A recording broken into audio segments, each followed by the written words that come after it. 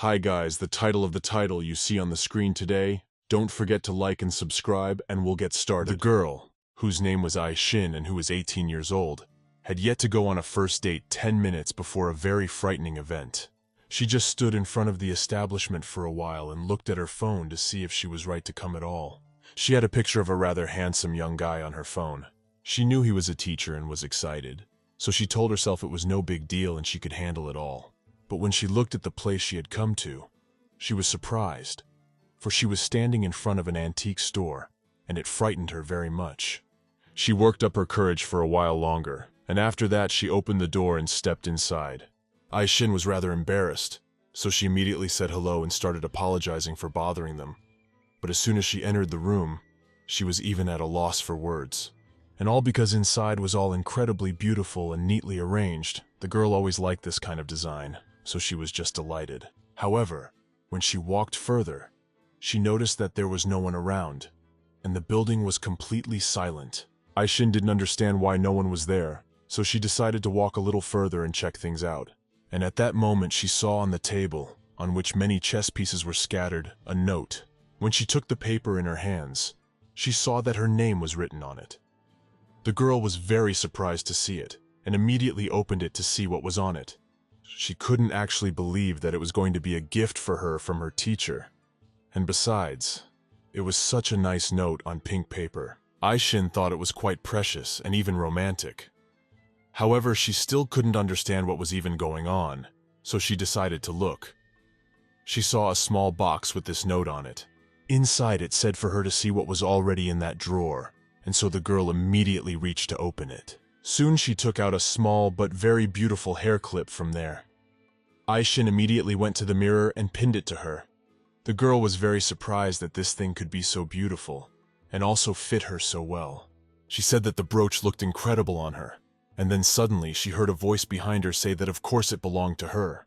The girl immediately turned around, and then thought about the fact that it was probably her teacher who had come. However, as soon as she did, she was very surprised. She was no longer in the room she had entered, but in a huge cage. The table where she had taken the brooch stood in the middle. Ai Shin didn't understand what was even happening or where she found herself. But then she suddenly saw that there wasn't even any room around her. It was as if she was stuck in space. But at that moment the girl suddenly saw that there was one piece on the chessboard, and that piece just started talking to her, saying that he was just waiting for her. And at the same moment, this figure became many times bigger and wider and went straight for the girl. Ai Shin was very surprised and didn't understand what was happening. But after that, the figure suddenly began to devour her. The girl thought about the fact that she needed to calm down somehow, but she didn't understand because now she was part of this very figure. When everything around them was back to normal, another blonde-haired man came into the room, the very teacher the girl had talked so much about. He walked forward and took that figure to his side, smiled, and asked for his Ai Shin to wait for him. At the same time, the girl found herself in some unknown dimension in space. She opened her eyes, not even realizing what was happening to her. As she looked around, she suddenly saw a huge clock nearby that showed a time that was strange to her. The girl got to her feet, not realizing what this place even was. For even the flowers that were under her feet were quite different from those in her world. But at that moment, she suddenly heard some footsteps behind her, and when she turned around, she saw a strange creature that looked incredibly like a rabbit. But it was standing on two legs. Ai Shin turned to him and wondered in surprise if it was really a rabbit. The creature was silent for a while, then suddenly began to shout that a target had been found. The girl, hearing this, was very surprised. She even jumped up in surprise and began to ask what purpose he was even talking about. And then she assumed that, most likely, he meant her. But after that, she didn't have time to say anything. But then suddenly that rabbit started to open its mouth wide and let out something at her. The girl tried to hide from this incomprehensible substance. But then suddenly she saw how not far from her walls began to open, and from there appeared someone's feet. Ai Shin was incredibly frightened and didn't understand what was happening, because some incomprehensible creatures with only one red eye started appearing from those holes. The girl moved farther away from them and wondered what was even going on, as well as who they were and what she was doing in this obscure and mysterious place. But these strange creatures were armed. They had various swords in their hands, and they began to come straight at the girl. She, in turn, immediately started yelling for them to stop, because there had been some mistake and it wasn't her fault in any way. However, one of these creatures looked at her angrily with its red gaze and began to shout that she was an intruder. Aishin immediately realized after hearing these sounds that this wasn't going to end well, so she wanted to already start running away to save herself somehow, because they were approaching her. But when she realized that it was useless to run, she stopped and started to cover her face with her hands. Suddenly she heard a strange sound that cut all these strange creatures' arms and even some parts of their bodies. When she looked down, she saw that some of those warriors were already lying on the ground and squirming in pain. One of the warriors, after scanning their corpses, said that the target had been located and also ordered them to clear it. At this point, the man began to remove his uniform and smiled, wondering if they really thought they could clear him. He moved closer to this girl, saying he didn't care at all who they even were. Then, with a single motion of his hand, he pulled her up to him and hugged her behind her head, telling her that she was his now, so they didn't even have to lay a finger on her if they didn't want to be maimed. They were standing at the very edge of the cliff, and Aishin just watched the whole situation from the side, not wanting to interfere there, because she realized that she wouldn't understand or be able to help anyway. The man in turn continued to hug her with one arm, and guiding her with the other, said that this girl was his now, so they'd better leave amicably. After saying that, she decided to glimpse at him, not realizing if he really wanted to save her from those strange creatures. But as soon as she saw his face, she was very surprised, for he was incredibly handsome, with blue eyes and some strange silhouettes around his neck. Those obscure warriors pondered his words for a while, and then one of the main ones pointed in his direction, ordering the others to attack. The man in turn drew his weapon, which glowed with a bright blue flame, and said that since they didn't want to be nice, he would see who else could defeat whom. After that, he leaned closer to Aishin and said in a quiet voice that she was apparently so weak that he didn't even know what to do with her, so he would take her with him, and after that, they would sort it out. The warriors continued to approach, and the girl didn't know what would happen next. But at the same second, the man grabbed her even tighter, and they suddenly jumped straight down the cliff. They began to fly down, and the girl had no control over her thoughts or expressions, and with profanity wondered what was even going on and where she was. The guy in turn became very serious and said that he was certainly pretty weak right now, so she'd better hold on to him as tightly as possible. Some time passed from then on, and they eventually landed in an abandoned alley that was at the bottom of this mountain.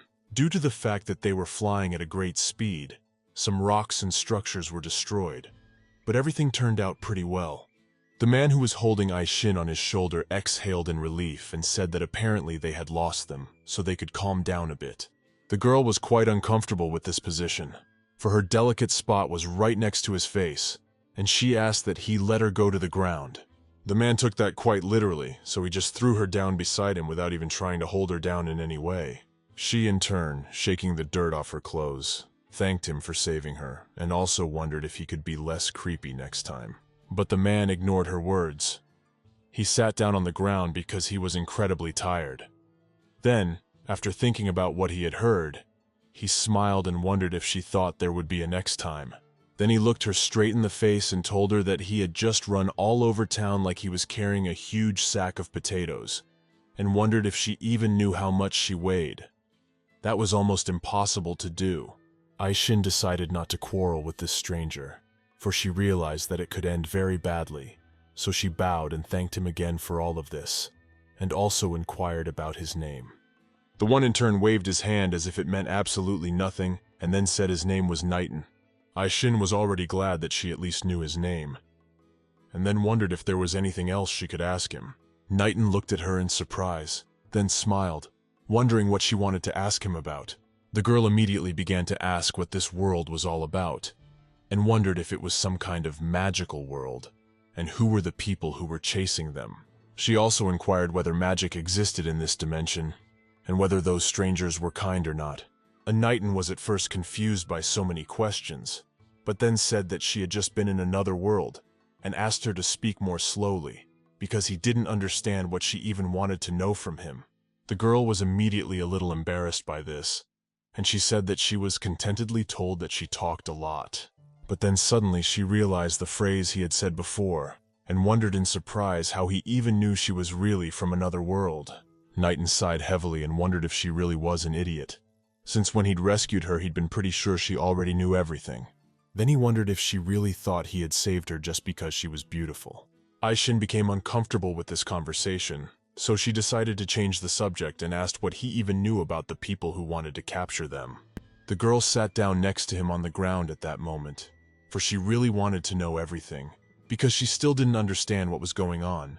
But as soon as she asked that question, she noticed that his look changed immediately. He in turn turned away and said something about the Red Queen. Aishin looked at him in surprise and wondered who the Red Queen was. He sat for a while before getting up from his seat. Knighton stepped aside and told her to see what was even around them. Aishin immediately got up and followed him, and then saw many different ruins, not understanding why he was even saying all this. Seeing her surprised face, he explained that it was a ruin, but in its place used to be the most popular city in the empire. However, the same Red Queen he had mentioned earlier killed the king and seized the throne, turning the place into the city of the dead. Absolutely all this sacrifice and ruin was because of her. And just like that, everything just disappeared off the face of the earth. The girl, upon hearing this story, immediately realized that she would definitely not want to deal with all of this, and she wondered who would even dare to do such a thing. He, in turn, smiling, also said that there was nothing wrong with it, for the queen had been killed a few days ago. When she heard this, she was very surprised, for she had not expected such a turn. They traveled on, and Knighton said that nevertheless the queen was not completely dead, as her accomplices wanted to resurrect her soon. Aishin became wary and asked him not to say that the queen's resurrection was somehow related to her, and wondered if the people she had seen at the top were just the accomplices of this mysterious queen. But he replied that that wasn't true at all, because he was just telling her the story to keep her informed, so she'd better relax. He suddenly reached for one branch and plucked a leaf and said, "The Red Queen's men are not so weak, and even if we even talk about some individually, they are incredibly powerful, so they are quite difficult to defeat at all." Knighton, smiling smugly, said that they had some kind of power that he didn't even know about, but if he did, it would make his job pretty much easier. When the girl heard this, she was surprised and alarmed. She came closer to him and wondered if he had something else to tell her. He, in turn, reached forward and told her that there was a lot in this world, but you had to pay for information. Aishin, upon hearing this information, was immediately upset, for she said that she had just entered this world and was completely at zero. He, in turn, wondered if she really had no money, but then, thinking about it, said that on the other hand, it was a good thing. He leaned closer to her, their eyes level with each other, and he said that in that case, she was in a pretty good position. Because of how close they were to each other, the girl even blushed a little. But at that moment, he suddenly pounced on her and grabbed her by the body and threw her to the ground while holding her head so that she wouldn't hurt herself. Aishin was very surprised when he did that, and when she was already lying on the ground, she looked at him in surprise and asked why he had left her like that. But the man ignored her question, all because not far from them, trees that had stood perfectly straight had become cut. They immediately turned in that direction, and when they saw it, the girl was very surprised. Nathan laughed and asked who had come to see them. However, at that moment, some fiery man appeared in their midst and said that he would not torture them after all, for they would already come to an end soon. After that, the silhouette of a blonde-haired guy in a rather attractive uniform appeared out of the fire. The stranger landed on the ground and bowing said he was a pawn of the Red Queen, and his name was Heaths. Aishin started to look at him in surprise. After all, he looked quite handsome, but she also realized that he was probably very evil and would definitely not do her any good. Heaths, for his part, smiled evilly and said that he had been ordered to catch just that beauty. At this very time, a man was sitting in his office who was also, coincidentally, a March Hare. A blonde-haired boy named Carol came into his office and he coughed, all addressing His Highness rather loudly, thus waking him up. His Highness, who had been sleeping with a book on his head, jumped up in surprise and looked at Carol in surprise. The one in turn came closer to him, and taking the book off his head, inquired if he had slept well at all. The man immediately punched him on the arm and said that he certainly didn't care about jokes right now. After all, he had only recently become king and still had a lot of things to do. Carol walked around to the other side of him and put a hand on his shoulder, telling the man not to blame himself for failing to protect the past king. And then, smiling wryly, he said that their kind of new king had already returned, and to witness them having such power was such an honor to him. So he bowed to them, said he was incredibly happy to see him live. But the latter, in turn, kicked him on the back with his foot, pushing him away from himself, and wondered if he had better tell him as soon as possible where Ai Shin was right now. Carol, stepping farther away, corrected his glasses and said he could take it easy, for the girl was to meet the knight, and he would have to leave soon. When the king heard this, he was very surprised and wary. He looked at the man, asking how this could be. But Carol explained that apparently her affairs were in danger, for he gradually began to lose his legs, which were simply evaporating. The man immediately stayed his seat and wondered what was going on with the Red Queen, and also why the guy had started disappearing so abruptly. He wanted to grab his hand, but the man vanished as if he'd never been in the room. The king sighed heavily, thinking about the fact that he had probably decided to save all the sweets for later. At this very time, Ai Shin stood in the middle of the clearing and looked at Heaths in surprise.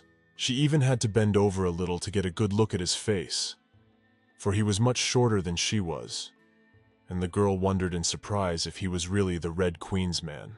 When the guy heard this, he immediately frowned and wondered how on earth she dared to say that he was short. Ai Shin was very surprised to hear this, and immediately said that she didn't say anything like that, but only asked if he was definitely the Red Queen's man. However, it was too late, for Heaths was very angry. The fire around him began to reappear, and he turned to the mortals, telling them to look at it and feel its power. And shortly thereafter, some huge creature appeared behind him. It looked quite extraordinary. Heaths, however, knew that it was a small pawn, namely a puppet.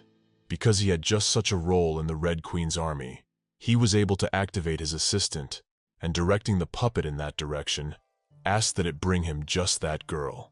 The creature immediately ran at Ai Shin. In turn, she was incredibly frightened and asked it not to come any closer. She was indeed very scared to see it. However, at this moment, a huge sword that was red-hot in blue flames flew straight at this puppet. Due to the fact that the puppet was rather stupid, it was unable to dodge, so it soon flew back a few meters with this very sword in its chest. Of course, it was Knighton who launched that very sword. He was ahead of the girl, and turning to Heaths, he wondered if he was going to hide like a turtle in his shell, and asked if he should just cut his head off and be done with it. Heaths in turn looked at the lad in surprise and wondered who he even was, and asked if this girl, now his property, was the reason he was guarding her so much. Knighton smiled smugly and replied that you could call her that. He was her master and she was his pet. Ai Shin was very indignant when she heard this. After all, she never liked people being spoken about in such a manner. But that guy just laughed and said he could call it whatever he wanted. However, he categorically needed this girl, so he would not give up so easily. And right after that, Heaths activated his puppet again, telling it to get up and go attack this girl. Knighton in turn turned to her and told her that he would hold him off and she needed to run. It is a pawn, and he is not sure he can handle it. However, he will try his best. Heath stood nearby, smiling, wondering what kind of bodyguard he was.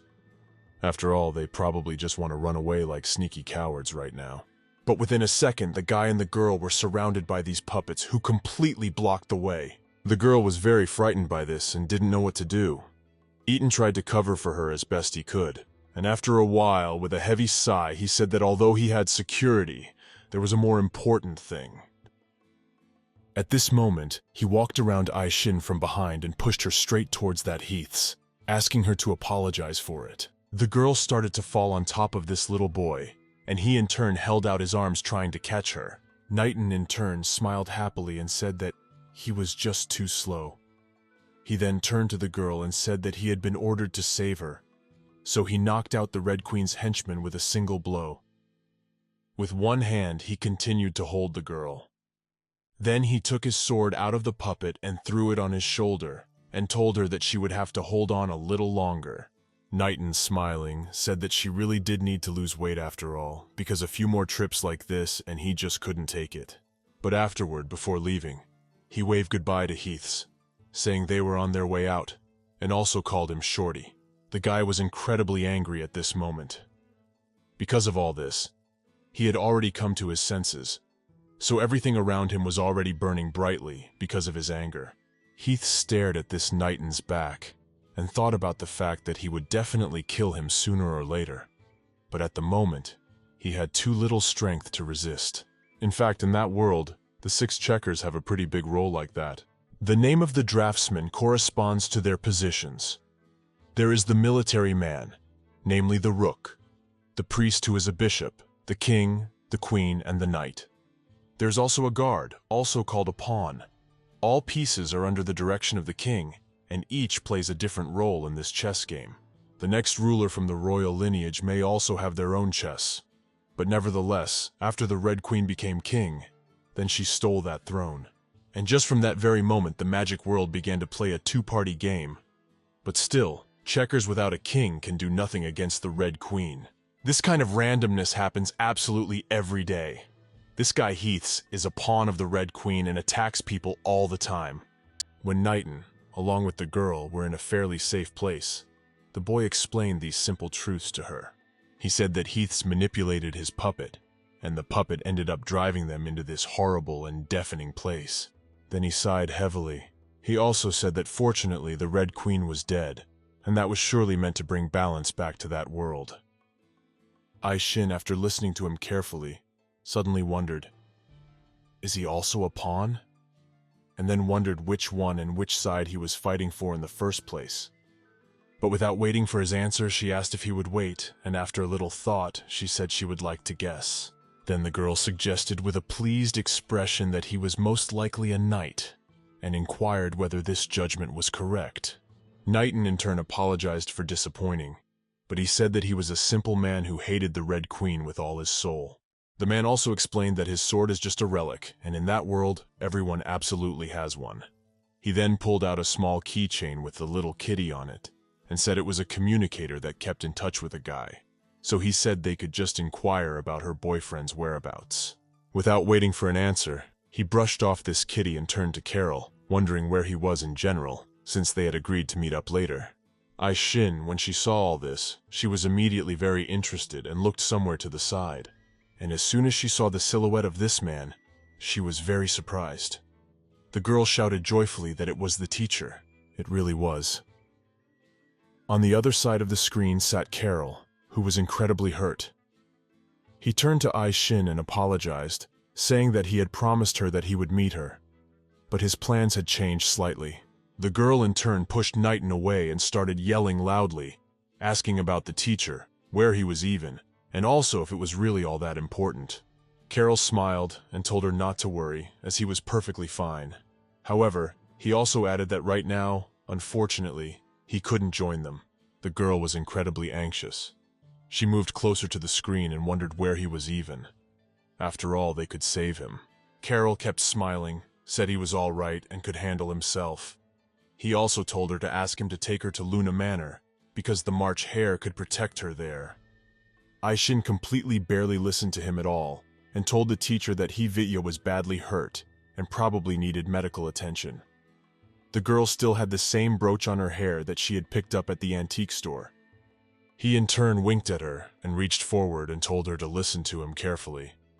The guy replied that he would definitely come back to her and offered to make a deal with her later. With magic and sorcery, he managed to touch her face, and the girl immediately felt a little unusual about it, and she even blushed. But just a second later, his hand began to vaporize, and that portal through which they could communicate disappeared completely. Shin sat absolutely silent for a while longer with a surprised expression on her face. Knighton, who was behind her and had heard the whole conversation, decided not to touch her for a while. But then, on his feet, he asked if they had talked it over. And then he suggested that they go on their way, for they had a long way to go. Then she looked at him and wondered if he could go along with her to save the teacher. With a sigh, he replied that it was possible to know his whereabouts through the magic jewelry. However, He wondered why he suddenly had to go and rescue him at all. He turned around and started to leave, having already said that Carol could probably handle it, because this case was quite dangerous, and his task was to take the girl to the manor. So he didn't think it was necessary to go there. Aishin in turn raised her voice and said that if he was her employer, then that meant he might even get money if they suddenly saved him. Knighton, upon reflection, realized that would be shameless. However, Carol might actually pay, and perhaps they would give him something for the girl later. So he put his arm around her shoulder and told her that since it was her request, he would honor it, since she wanted it so badly. He also added that this request would certainly not be free. However, he could lend it to her with a little interest. When the girl heard this, she was immediately outraged. But then she replied that she had no choice but to give him whatever he wanted, since he can't do otherwise. Nathan was immediately pleased and stepped forward and said that in that case, they were leaving right away. But just as they were about to depart, a little white bunny appeared in front of them. He scrutinized the faces of the men, and then smiling happily, he said that the goal had been found. But right before he had already opened his mouth to activate such an alarm, the guy drew his sword and cut his head off. He also addressed the girl, telling her to be very careful, for these rabbits are quite numerous. Aishin looked around and indeed saw that these rabbits were right around them and were not even going to lag behind. Nathan had to keep cutting them off at different parts of their bodies to keep them from signaling. There were more and more of them every time. Guy, sighing heavily, didn't understand how they could even find them. Then he tossed her some weapons and told her not to stand idly by, but to help. Aishin stared at the weapon in surprise for a while, and he in turn said that if they didn't kill them, these rabbits would only become more numerous, and afterward, some worse ones might appear. The girl looked around and held her weapon with a trembling hand. She realized that there were too many of them, and she would not be able to fight them all off. Well, as soon as one of them was about to attack her, she hit him on the head. The girl then turned to the knight, wondering if those men in black were working for the Red Queen along with those rabbits. Nathan, who was doing much better with these rabbits, said that was certainly not the case. He explained that those creatures and those strange men in black clearly want to kill the girl. But that little boy will definitely not let her die, because she is an important tool for the resurrection of the Red Queen. Aishin was very surprised when she heard this, but then she turned to the knight, saying that she knew what could be done now. She said that if Heaths caught her, the men in black would surely attack him as well. When he heard her suggestion, he was immediately wary and wondered if she was going to be bait for them all. However, the girl soon explained her whole plan to him, and the Hit, who was sitting on top of his puppet and waiting for them, was even getting a little bored already. He didn't realize when they were going to come out, because he was tired of just sitting there. But at that moment he looked away and saw a silhouette coming toward him. Taking a closer look, the Hit immediately rejoiced, because it was just the girl he had been waiting for all this time. He stood on his puppet with his feet, and when she came closer, he told her that he had found her after all, and also called her his little birdie. He smiled smugly and wondered where the knight who had accompanied her was, asking if he had just run away like a coward. Aishin in turn did not answer anything. She just stood there and was incredibly anxious as she was not completely sure of her plan. Heaths, starting to gasp from his puppet, said that that guy should have done that originally. After all, they'd only wasted their time with all that hiding. Then he waved his hand and said that he too had no time to waste, and they would be traveling to the Great Red Queen very soon, so she need not worry. Aishin, upon hearing this, was immediately overjoyed, and understood that now all she had to do was wait for the men in black, and then their plan would take effect. But at that moment, they suddenly heard some strange voices behind them. They kept saying that the target had been found. When the girl turned around, she saw the ones she had been waiting for, and she was very surprised, for she had not expected them to come so soon. These warriors were quite numerous, and they began to appear from all directions, and all the time they were saying that the target had been found. Then the warriors began to approach Aishin and Hitsu, saying that they needed to destroy this target. The guy himself, in turn, began to activate his fire abilities, and said that under no circumstances should he do that. The Red Queen would kill him if the girl suddenly died. So he grabbed the puppet and helped the girl climb on top of it, telling her that they were just leaving. This puppet was really huge, but those warriors who were below had their own weapons, so they began to chain the puppet so that it dared not even move. Then Heaths saw it and was very surprised. He could not believe that he could not get rid of them so easily. The guy was very angry about the whole situation, and he assumed that he needed more magical power in order to deal with so many. Then he stepped forward and, spreading his arms, addressed the warriors below, inquiring if they even knew who he was. But not waiting for an answer, he said that he was the Rook of the Red Queen. And he asked how dare they do something like that, and he said that if they didn't back off right now, they would have to die. But they didn't care about that at all. They had only one goal, to destroy this girl, that's all. The guy was very annoyed that it was all completely useless, and he didn't even know what to do in such a situation, because he didn't want to die either. But at that moment he suddenly heard a voice above him, speaking to Heath. It was Nathan who asked if he needed help, and with a wink, he also added that he would charge him a little. He continued to smile for a while. After that, he jumped straight down from a tall tree to Heath's puppet. He was very pleased with him, you see, and he asked if they were his boys. Nathan asked how that was possible, since they were trying to kill them, but Heaths insisted and said that it was he who had brought them to him. So in fact, it was because of him that they had come. The guy, still smiling, said that it was all planned. However, it turned out that he was much weaker than he had even imagined himself to be. So everything even worked out for the best. Heaths was incredibly angry at all of this, and didn't even bother to explain or say anything to him. The warriors, for their part, were already starting to climb high toward them, talking all the while about what needed to be destroyed. Nathan replied that they should stop talking, and asked why they shouldn't fight these warriors first before deciding what to do next. Heath's forehead replied that he accepts the offer. However, they need to make a knight's oath using the most important thing to them. He in turn started waving his hand and said that it was self-evident, so he suggested not to spend extra time discussing it. Shortly thereafter, they held hands and said that as knights they were loyal to justice, their honor, and their oaths. They also spoke with one voice that their blood and flesh live forever together with their spirit, and they hold fast to this meal with eternal fidelity. Heath said that the most important thing to him was his elf, and at that moment a small white creature appeared, looking rather cute. He then asked what was most important to Nathan. He said, hesitating, that he was an exiled knight, so he had very little. He thought for quite a while and finally decided that the most important thing for him would be Aishin. When the girl saw this, she was very surprised.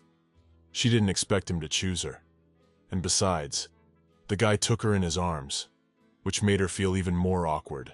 Their glances were suddenly interrupted by Heaths, who said that he could see that she was really important to him. But right now they had business to attend to, and all this tenderness to put aside for later. He, closing his eyes, conjured something and said that the lad must pay for insulting the Red Queen's rook. At this point, Nathan suddenly had some sort of creature on his head, and the guy immediately wondered what it was and why it was so ugly. Heaths in turn replied that it was his magical power, and it backed him up, and he would only use the puppet for combat. However, the guy still wasn't happy with this arrangement because he talked about how she was incredibly ugly, and he really didn't like it. The Red Queen's henchman asked that he should stop complaining already, for this creature was trying to make a connection with him, and for that it was best not to interfere. The guy didn't listen to him, of course, and started pestering the little creature as it tried to join him. He thought about the fact that Heaths was pretty strong now, because he had the power of a rook, but he didn't even care about that. The guy himself in turn stood and just watched all this, not understanding who this guy was and why he was acting like a child. Therefore, he suggested to already start right now. He said that he had increased his speed and strength by a few %, so he would be able to break the chains and try to buy them more time to retreat. Nathan then sighed heavily and said that it was too much work and hassle, so he was just giving it up. Heaths was very angry when he heard this, for he had hoped that he would at least listen to him in this case. But the boy leaned closer to him and said he had a much better plan than that. From that moment, some more time passed, and all the magical power finally came to Nathan. He wanted to remove the little creature from his head, but the boy forbade him to do so. The one in turn started shouting and wrapped his arms around the girl, saying that he could escape. After all, he was now contentedly strong, and he should therefore use this Aishin as his hostage. But the guy, stepping closer to him and frowning, told him to let her go, or he would kill him first, and after that he would deal with the others. At that moment, a girl intervened and asked them to deal with those warriors first. They would not wait. Nathan agreed after all, and suggested that they had already done all of this in order to get it over with as soon as possible. He was going to break the chains as fast as he could, and immediately started doing all of that, thus freeing the puppet and killing some monsters along the way. They continued to shout about destroying everyone. Heaths waved his power upward, signaling something and killing warriors along the way. Even when the puppet's magic power ran out, there were still bright silhouettes in the sky. Aishin suddenly started shouting loudly and said about how they were all about to fall. They tried to hold on as hard as they could. However, Heaths knew very well that even if a puppet no longer had magic power, it was still the strongest weapon. So the guy grabbed the girl's hand and they all started levitating in the air as the puppet flew straight at the warriors who remained below. This creature could kill them all in an instant, and that's exactly what it did. There was a huge explosion that even threw them back a few meters. Aishin, because she was incredibly scared, screamed loudly, and Heaths was thus able to increase his speed and strength with the help of the puppet, so he began to attack Naitan, who was already approaching them. Nathan managed to hold on, however, and soon they landed near the place where everything had been destroyed. There was a huge hole where there was not a single living thing left. The guy, looking at it all with relief, exhaled and said that everything looked great. He was actually fascinated by this kind of destruction. Then he turned to the guy, wondering how he was going to fight him now. He didn't even have his own puppet. Heaths cried, for he was very sorrowful for his puppet, who was incredibly important to him. But then, getting angry, he started yelling at the guy, saying that he wanted to destroy her from the beginning. He had trusted and even made a vow to him, and he had taken him and made a fool of him. To this, Nathan, in turn, tapped him on the head with his hand and told him that he never rode a horse and was not even a real knight. The guy, still indignant, said that he had made a vow on the girl after all. He pointed towards Aishin. With his hand said that she was an important person to him after all. The girl blushed when she heard this. She didn't answer anything, because she realized that if she got into 2 fights, it would only get worse. The guy, for his part, said he thought he had it all completely wrong. She's only important to him because she owes him money. But nothing more. When they heard this argument, they just burst out in rage and thought this guy was an idiot. Nathan, for his part, put his arm around the boy and said that now that they were talking about money, he thought it was about time he got paid. Heaths, hearing this, got even more angry. He started to freak out, thinking the guy was messing with him. And then he threw a small version of marionette in his hands. When he saw what he had received, he looked at him in surprise and asked why he needed this puppet, since it was worthless since the real puppet had already been destroyed. But the man in turn ran away, telling the guy to stay put and he would go get the deputy in the meantime. Aishin, watching all this, had already even begun to doubt whether this guy was really a bad guy working for the Red Queen. While she was looking at him, Heath suddenly turned and smiled evilly. In response, the girl turned to Nathan and told him to be more careful. Nathan looked at her in surprise, not understanding why she was suddenly screaming so hard. And then Heath said there would be an explosion, and it really did happen. Before Aishin could even run up to her knight, a red circle resembling a huge flame suddenly appeared. The girl stood there looking surprised at all of this, not understanding why it was happening. Some of her hair was even charred because of all this. But at that moment, it was Heaths who came up to her and said it wasn't all his fault. He just had to kill the guy. He also added that he had decided to challenge him, the Red Queen's rook, and so he had to die. Heaths then grabbed the girl's arm and told her that they couldn't waste any more time talking. It would only drag on. He suggested that she go with him. However, Aishin snatched her hand out of his grasp and said that she wasn't going anywhere with him. Outraged, the man said that if she continued to behave like this, it wouldn't be good for her. At that moment, he heard a voice behind him, which turned out to be Knight's. He grabbed his arm and asked what he was doing. The guy twisted his arm in a way that could have broken it, but it was fine. Aishin, seeing this, was glad that Knight had actually come to the rescue. The man pointed his hand at Heaths and asked what he was going to do, since he was uninjured after such a huge explosion. The boy was indignant and said it was impossible. Heaths could not have survived. He asked who he was, if he too was a rook like himself. Knight smiled and replied that he had too many questions, so he would prefer the man disappear before he decided his fate. After that, Knight simply shoved the guy, freeing him. Heaths turned around and said it was a wise decision not to kill him, but the Red Queen wouldn't give up so easily. He used magic to open a portal to himself, and also said that the girl knew where this was going, and she would still go to the Red Queen. After that, he said goodbye, and said that they would see each other again. When he vanished, Aishin immediately turned to Mr. Naidu and said that now they should already be looking for Samp. I see that too much time has already passed, and he may be in great danger. But Knight, at that moment, began to come closer and closer to her, and then he lost control, falling into her arms. The girl looked at him in surprise, asking what was wrong with him, but then realized that he had completely blacked out. She leaned his arms against her back and started pulling him somewhere to the side. Her whole body trembled because he was so heavy, but she said he needed to hold out a little longer. She was going to find somewhere clean, so she wanted him to be okay.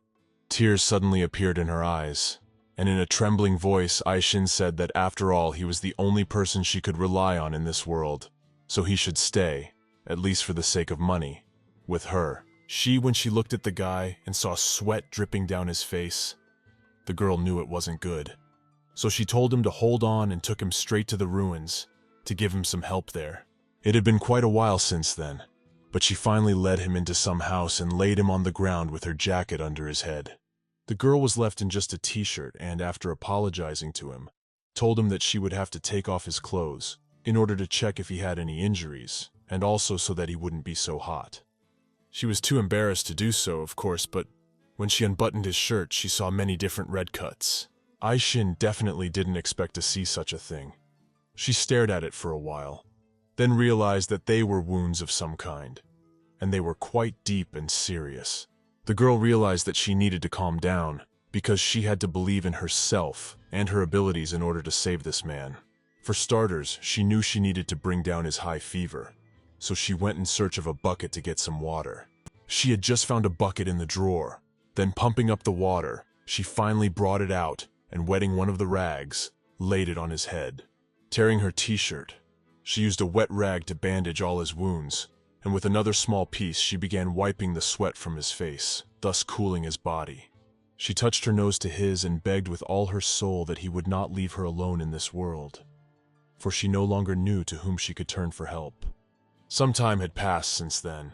It was beginning to get dark outside, and the girl had fallen asleep a little on the man's chest. But suddenly she was awakened by a voice.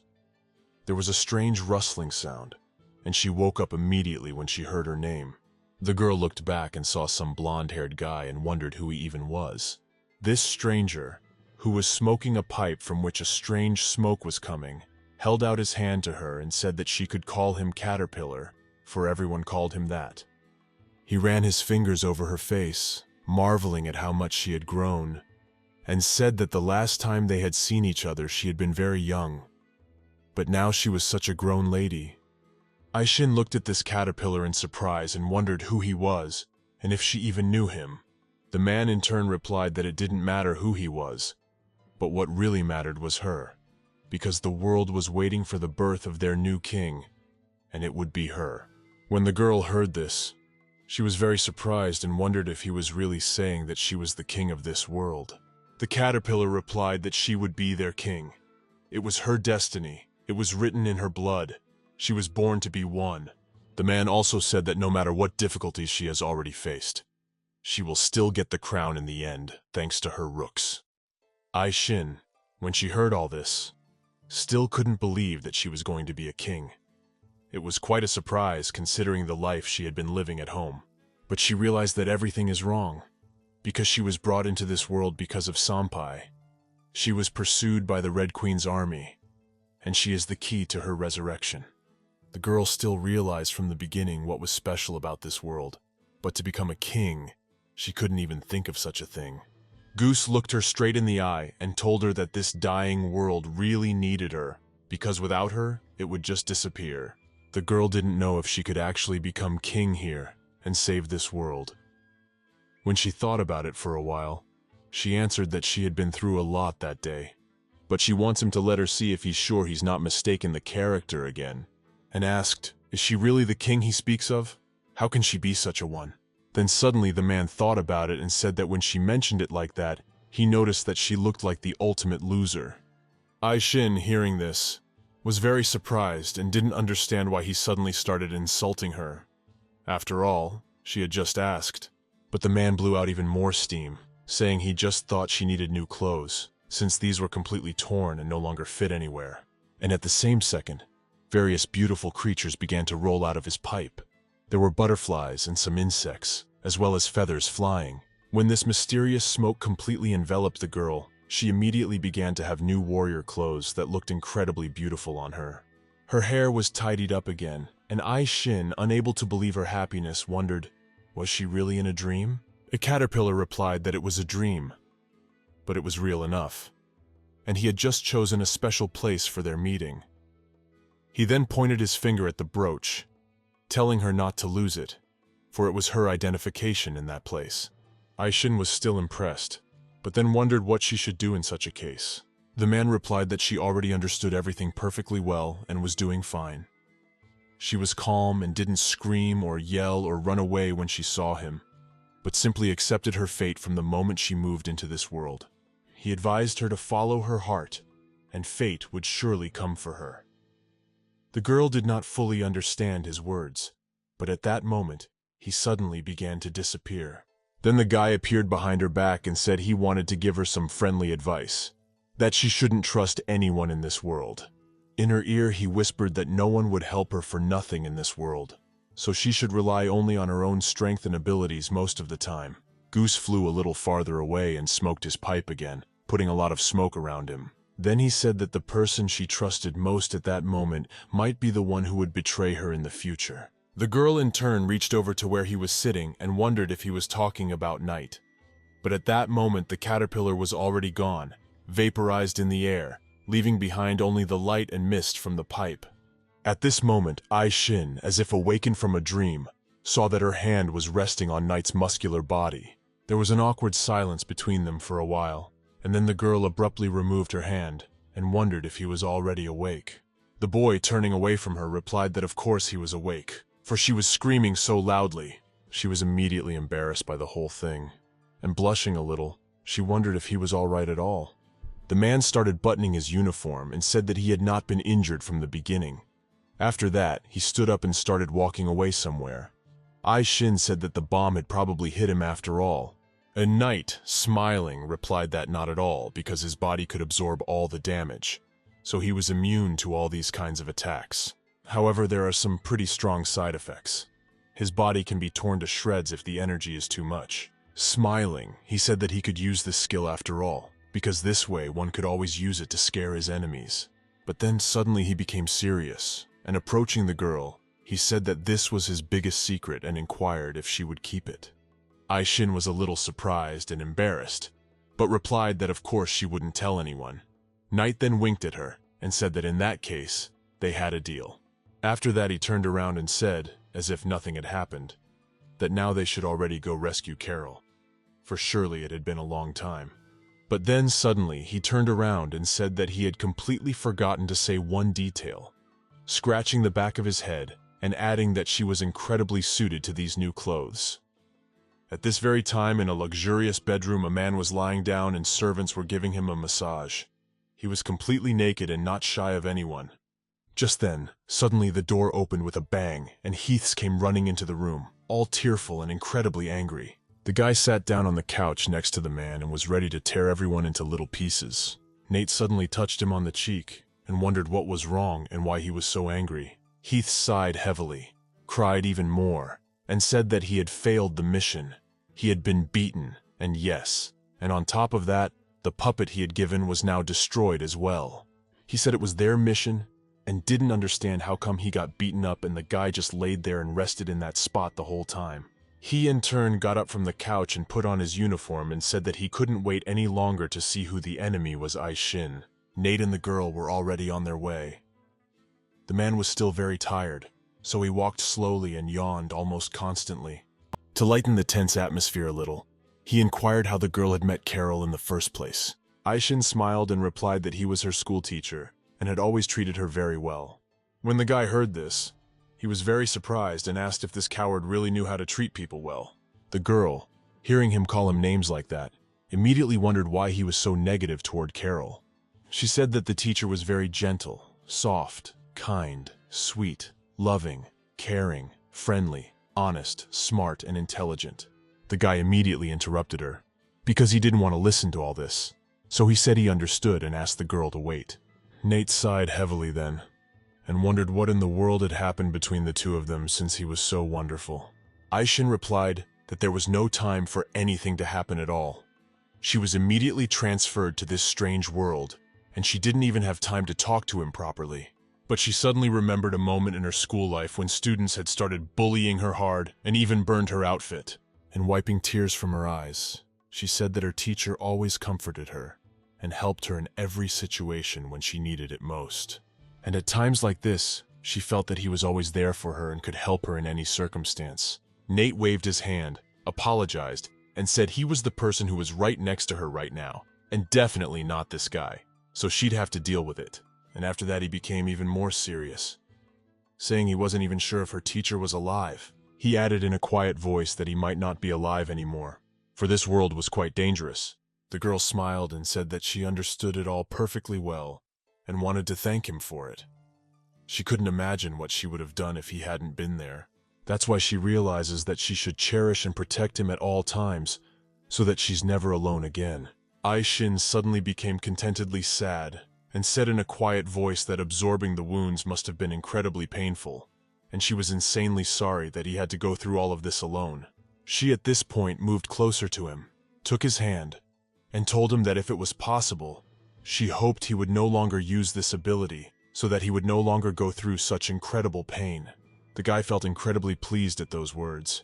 He had never heard such encouragement before, but suddenly he took his hand away and said he didn't want her to be so pessimistic. Aishin felt a little embarrassed because of how much she insisted, and said that she would do her best for the sake of keeping her spirits up. And just as they were about to head onward, Nate suddenly blocked her way, putting her behind his back and drawing his weapon in the process. He immediately began to shout into the thick of the forest, asking who it was, and asking them to show themselves immediately, or he would have to use force. At that moment, they heard a strange rustling in the bushes and immediately became alert. But after that, the silhouette of a man showed up. It was some guy in a rather shabby hat. He kept shouting and turning to her, then asking her to let him go, for he is a simple farmer. But while he was running away, he accidentally stepped on the kitten they used to contact Carol. Nate immediately stepped closer to him and pointed his gun at him, saying he didn't care at all what he was up to. But he asked that the guy die immediately. He swung at him even harder, wondering how they would be able to find Carol now that the idiot had broken the transmitter with his foot. The farmer, folding his arms, inquired if they meant the same Carol, but also added that he knew perfectly well where the man was at the moment, so he asked that the fellow not kill him. Nate immediately stopped and glimpsed the girl. He couldn't believe this guy was telling the truth. Then they sat down on the ground and decided to talk it over. The farmer sighed heavily and said that he apologized because he thought they were going to rob him, so he decided to get ahead of them by saying that he was innocent. Aishin smiled and said that she could see it perfectly. He was an ordinary person. She also added that she didn't know that there were ordinary people like herself in this world. Nate was a little angry at these words, for he too was a regular guy. He decided to let it pass so as not to cause a scandal, and went over to the farmer, telling him to tell him immediately where Carol was. He then requested that the guy not let him see if they were definitely talking about the same person, and drawing a rough silhouette of the person he was thinking of, inquired, "Does he look right like that?" To this, seeing those beautiful round glasses that one would never forget, said that it was right. Aishin, who also saw this drawing, said that it was right. This is exactly who they are looking for. Then the guy replied that Carol was sick, but not very seriously, and right now she was vacationing in their town and regaining her strength. He stood up, and putting his hat back on, asked the boy and girl why they shouldn't go into town with him. It was closed, but he was going to go there anyway, so he could guide them, so they wouldn't get lost and they would definitely be missed. Ai Shing, upon hearing this, was immediately overjoyed and thanked the guy for it. Farmer himself, turning to her, said that he could see that her boyfriend was not very happy about it. And that was really true. Nate was sitting quite far away from them, pretending not to listen to their conversation. The girl immediately got to her feet and said that he was absolutely not her boyfriend. But at that moment, Nate came over and smacked her on the head a few times and told her he was fine, so they could go on their way. He was even a little embarrassed by those words of the farmer, but looked the girl in the eyes and said that as long as the cow was not in the place, he thought he would protect her. Then they decided to hurry up a little, for it was getting dark outside, and they needed to get to town soon. Soon they arrived at a place called the Rabbit Hole. The people around here are pretty much so mean. They were greeted all at once, turning around and showing no interest when they saw that particular farmer. And the man turned to them all and told them to welcome these two new visitors. The girl priest immediately walked over to them and welcomed them to Rabbit Hole City. The people were quite cheerful, but they all immediately started greeting the new visitors and saying that they were happy to meet them. Ai Shing walked forward and said that they looked rather miserable and completely unfriendly. The farmer, still smiling, said it didn't matter at all, and suggested they get something to eat first before heading to their friend's house. Of course, no one minded, for they had been on the road for quite some time and had eaten absolutely nothing. Soon they arrived at a place where the farmer ordered them a lot of different appetizing food. Guy said for them to get to their meal, and he would go and check on Carol's well-being in the meantime. Ai Shing thanked him for that. She was indeed very glad that they had met this man on the way, who had brought them to Carol after all, and had even fed them. At that moment, the boy went upstairs and changed into his usual attire. He smiled happily, and said to himself that he knew Heaths had not been doing his job at all. But at that moment, he heard someone's voice behind him saying that he must be communicating with this Heathcliff after all. The so-called farmer immediately stopped and turned sideways to see Nate, who went straight for him. Guy remained standing still and said that Carol would never tell random people her real name. He would make up something else. Accordingly, one might have suspected something amiss. The guy, without turning to face him fully, wondered why he had suddenly followed him if he had already noticed, and asked if he wanted to accidentally miss Ai Shing. On sight at once drew his great weapon and said that he did not know now himself, for it might not happen.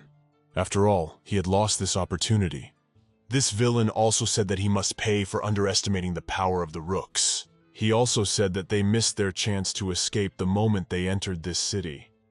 Every person is his personal puppet, therefore they have no chance. However, Nate came closer to him and told him that luckily he had just him as a hostage. So he asked the guy to be a good boy and told his puppets to let them through and not do anything in the process. The guy got very angry. He turned in his direction and wondered how a knight of his level could be so shameless and point a rook. And he also asked what he even thought he would say to that. Heaths was already going on and on about how awful Nate was. And at that moment, his case suddenly began to turn into a wooden puppet, and he soon just fell to the ground. A note appeared on his head saying that he was sorry for the loss of his hostage. And then there was a voice. Apparently it was the man's. And he said that in that case, he was going to start their lovely party already. When Nate heard that, he was immediately alert. He turned back to the girl, wondering how to explain all this to her, and how they could get out of this horrible place. As soon as he walked back into the house, Ai Shin immediately ran up to him and said that she had been looking for him outside. However, she was surrounded by a lot of strange people who were behaving rather unusually, but the guy walked forward and said that these are not people at all, but the very real puppets. So he also asked that the girl pack up all the things they consider expensive as soon as possible, and they will try to leave.